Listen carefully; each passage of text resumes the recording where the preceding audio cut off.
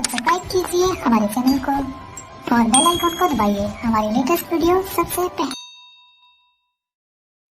एक समय की बात है, गोकुल नाम की सोसाइटी में एक परिवार रहने आया। वो लोग उस सोसाइटी में नए नए ही आए थे। उस परिवार में राहुल, सविता और उनका 10 साल का एक बेटा भाविक रहता था।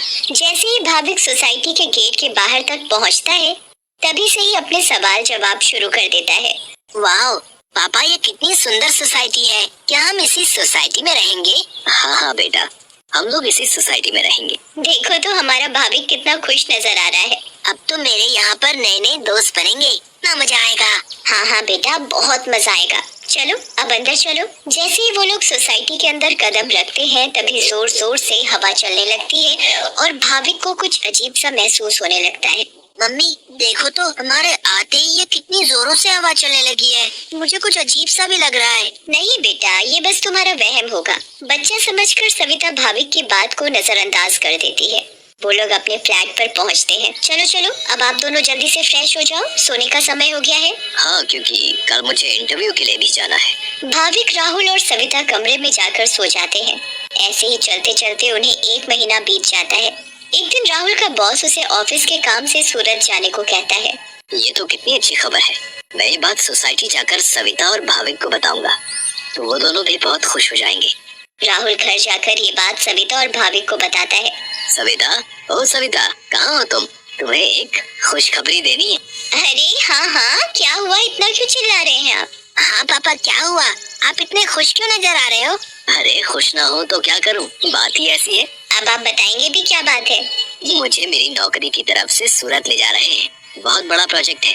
अगर सब अच्छे से हो गया तो क्या पता वहाँ से आने के बाद मेरा इंक्रीमेंट भी हो जाए। अरे वाह, ये तो बहुत अच्छी खबर है। वाह पापा, आप तो सूरत जा रहे हो। मैं भी जाऊंगा। मैं भी जाऊंगा। बेटा, मैं तुम्हें अपने साथ नहीं ले जा सकता। और सविता, तुम मेरा सामान पैक कर दो। मुझे आज ही रात 12 बजे तक निकलना है। मैं बस कुछ ही दिनों के लिए जा रहा हूँ। सविता राहुल का सामान पैक कर देती है और राहुल उसे रात 12 बजे सूरत के लिए निकल जाता है। चलो भाविक, अब तुम भी जल्दी से दूध पीकर कमरे में सोने चलो। ठीक है मम्मी। सविता और भाविक अपने कमरे में चले जाते हैं। सविता तो सो जाती है, मगर भाविक को नींद नहीं आती। बहुत तेज बारिश होने लगती है। भाविक बालकनी में जाकर खड़ा हो जाता है और बारिश के मजे लेने लगता है। वाह, कितना सुंदर नजारा है। भाविक की नजर अचानक सामने वाले फ्लैट पर पड़ती है, तो वहाँ एक मोमबत्ती जल रही होती है। ये क्या है? ये सामने से कैसी रोशनी दिखाई दे रही है? ऐसा लग रहा है जैसे कोई मोमबत्ती जली हुई हो। मगर जब से हम यहाँ आए हैं, तब से तो ये फ्लैट बंद पड़ा है। भाविक को फिर अचानक से एक औरत चलती हुई दिखती है। अरे ये औरत कौन है? कहीं यहाँ कोई भूत तो नहीं? मम्मी, मम्मी, भूत भूत, मम्मी, मम्मी बचाओ, मुझे बचाओ। क्या हुआ बेटा, क्या हुआ? तुम इतना क्यों घबरा रहे हो? मम्मी, वो भूत भूत। क्या बोले जा रहे हो तुम? ठीक से बोलो, मुझे कुछ भी समझ में नहीं आ रहा है। मम्मी, मुझे नींद नहीं आ रही थी, तो मैं बालकनी में जाकर खड़ा हो गया और बारिश देखने लगा। तभी मैंने सामने के फ्लैट में जलती हुई मोमबत्ती देखी और एक औरत को देखा। नहीं बेटा, ये भूत भूत कुछ नहीं होता। ये तुम्हारे मन का वहम है। नहीं मम्मी, मैं सच कह रहा हूँ। नहीं बेटा, चलो अब सो जाओ, रात बहुत हो रही है। नहीं, मैं आपको लेकर जाता हूँ। अच्छा चलो, दिखाओ कहाँ है भूत। फिर भाविक सविता को बाहर लेकर जाता है। कहाँ है भूत? मुझे तो कहीं कोई नहीं दिख रहा। मम्मी देखो, वहाँ पर देखो, वो सामने वाले फ्लैट में। अरे बेटा, कुछ भी नहीं है वहाँ पर। नहीं मम्मी, मैं झूठ नहीं बोल रहा। अच्छा ठीक है ठीक है, चलो अब जल्दी कमरे में जाओ और सो जाओ। फिर वो दोनों कमरे में जाकर सो जाते हैं। भाविक, अब तुम्हें डरने की कोई जरूरत नहीं है। मैं तुम्हारे साथ सो रही हूँ ना, अब तुम आराम से सो जाओ। अगली सुबह भाविक सोसाइटी के दूसरे बच्चों से मिलता है। तुम सबके नाम क्या है? मेरा नाम पिंकू है। मेरा नाम सोनू है। और मेरा नाम गोली है। सारे बच्चे मिलकर पूरा दिन खूब मस्ती करते हैं। फिर रात में सारी औरतें सोसाइटी कंपाउंड में बातें करती हैं। तभी सविता रात की बात सारी औरतों को बताती है। दूसरी ओर भाविक और उसके सारे दोस्त लुका छुपी खेल रहे होते हैं। पिंकू गिनती करना शुरू कर देता है।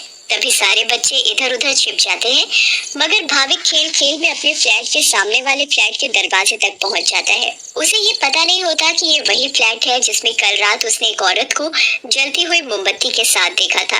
अरे ये दरवाजा तो खुला हुआ है और यहाँ तो कितनी सारी लाइटें हैं।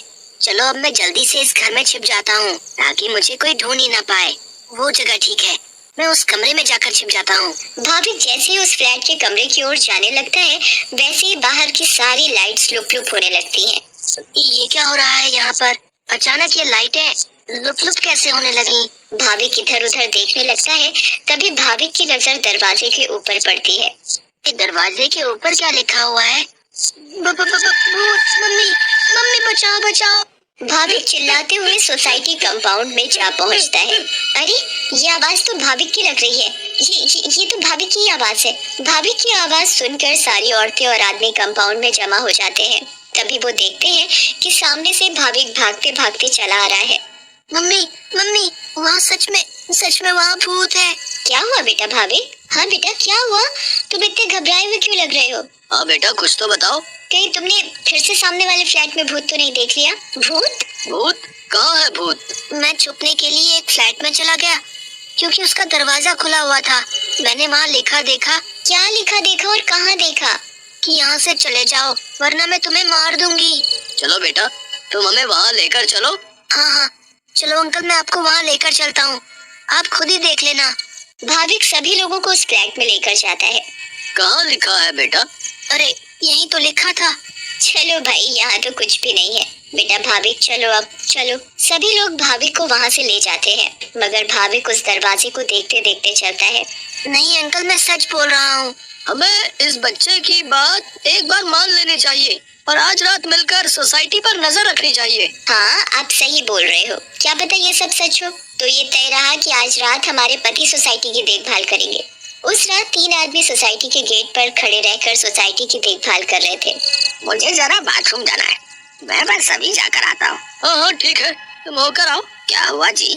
गुड्डू को बहुत डर लग रहा है और वो बोल रही है कि आप ही उसे सुलाएंगे, तो आप जरा ऊपर आकर उसे सुला जाएंगे? ठीक है, अभी आता हूँ। दूसरा आदमी पहले आदमी से बोलता है, मैं जरा अपनी बेटी को सुला कर आता हूँ, उसे डर लग रहा है।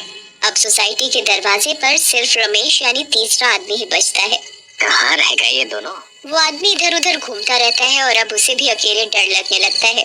तभी उस आदमी को किसी औरत का साया दिखता है। उसके लंबे खुले हुए बाल और पायल की छम छम आवाज। चुड़ैल, बचाओ बचाओ, चुड़ैल। फिर अचानक वो चुड़ैल उसके सामने आ खड़ी होती है और आदमी बहुत तेज चिल्लाता है और वहीं बेहोश हो जाता है। अरे, ये चिल्लाने की आवाज किसकी आई? हाँ, आवाज तो मुझे भी आई। चलो चलकर देखते हैं। सारे सोसाइटी वाले अपनी बालकनी में आ जाते हैं तो वो क्या देखते हैं कि वहाँ रमेश बेहोश पड़ा हुआ था। ये आवाज कैसी आई थी? फिर सोसाइटी वाले नीचे आ जाते हैं तो वो वहाँ पर रमेश को जमीन पर पड़ा हुआ देखते हैं। सब जल्दी से नीचे आते हैं। सविता और भाविक भी नीचे आ जाते हैं। अरे, कोई इन्हें होश में लाओ। उठिए भाई साहब, उठिए। फिर कुछ ही देर में रमेश को होश आता है और वो सारी बात सोसाइटी वालों को बताता है जो उसके साथ कुछ देर पहले हुई थी। तभी सोसाइटी में अजीब सी आवाजें आने लगती हैं। मम्मी देखा ना, मैंने बोला था ना कि भूत है। हाँ बेटा, तुम सही कह रहे थे। तभी सोसाइटी के बीचों बीच धुआं उठने लगता है और वहाँ वो चुड़ैल आ जाती है। कौन हो तुम और क्यों हमें इतने दिनों से परेशान किया हुआ है? हाँ हाँ बताओ, क्यों तुमने इतने दिनों से इन लोगों को परेशान किया हुआ है? हम भी तो इसी सोसाइटी में रहते हैं। तुमने कभी हमें तो परेशान नहीं किया, तो इन लोगों को ही क्यों? हाँ हाँ, बोलो बोलो। तुम्हारी वजह से मैं कितना डर गई थी। बताती हूँ, सब बताती हूँ। कई सालों पहले जब मेरी शादी हुई तो मैं और मेरे पति रवि सविता के सामने वाले फ्लैट में रहने आए। हम बहुत खुश थे, पर अचानक मेरी माँ की तबीयत खराब होने की वजह से मुझे कुछ दिन के लिए यहाँ से जाना पड़ा। और तभी सविता के फ्लैट में एक बहुत सुंदर लड़की रहने आई। रवि उस लड़की को पसंद करने लगे थे और वो लड़की भी। उस लड़की को ये बात नहीं पता थी कि रवि शादीशुदा है। मैं जब वापस आई और मुझे ये सब पता लगा तो मैंने रवि को समझाने की बहुत कोशिश की, बहुत लड़ाई की, पर वो नहीं माने। रवि मुझे छोड़कर उस लड़की से शादी करना चाहते थे और एक दिन रवि और वो लड़की चुपके से अचानक कहीं चले गए। मैंने उन्हें ढूंढने की बहुत कोशिश की मगर वो मुझे कहीं नहीं मिले। और एक दिन मैंने उन दोनों को बाजार में साथ देखा। उन दोनों ने शादी कर ली थी। मैं भागते हुए घर आई और ये बात मुझसे बर्दाश्त नहीं हुई और उसी रात मैंने फ्लैट से कूदकर अपनी जान दे दी। और उस दिन से इस फ्लैट में किसी को रहने नहीं देती, जिसमें सविता और उसका परिवार रहता है। हमें बहुत दुख हुआ सुनकर जो भी तुम्हारे साथ हुआ, पर इसमें मेरे और मेरे परिवार का क्या कसूर है? हाँ आंटी, आप तो अच्छी आंटी हो, ऐसे कैसे कर सकती हो? चुड़ैल भाविक की मासूमियत देखकर पिघल जाती है। ठीक है, अब मैं तुम लोगों को कभी परेशान नहीं करूंगी। ऐसा कहते ही वो चुड़ैल हवा में गायब हो जाती है और कभी किसी को परेशान नहीं करती।